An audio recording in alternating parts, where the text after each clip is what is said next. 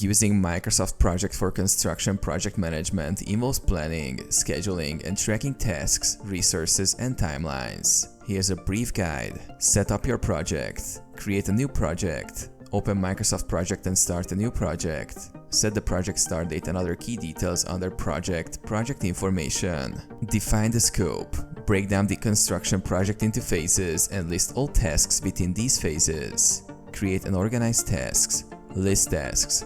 In the Gantt chart view, list all the tasks required for each phase of construction, such as site preparation, pouring concrete, framing, etc. Set durations. Estimate the time needed for each task and enter it in the duration column. Establish dependencies. Link tasks to reflect their dependencies by selecting tasks and using the Link Tasks option.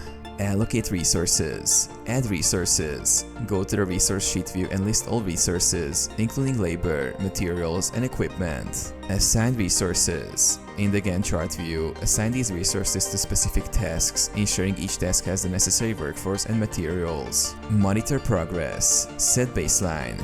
Before starting the project, set a baseline to check performance against your original plan. Update tasks. Regularly update the task completion status and adjust durations if delays or accelerations occur. Use reporting tools. Generate reports. Use the Report tab to create progress reports, cost assessments, and resource allocation summaries, helping you stay on top of project performance.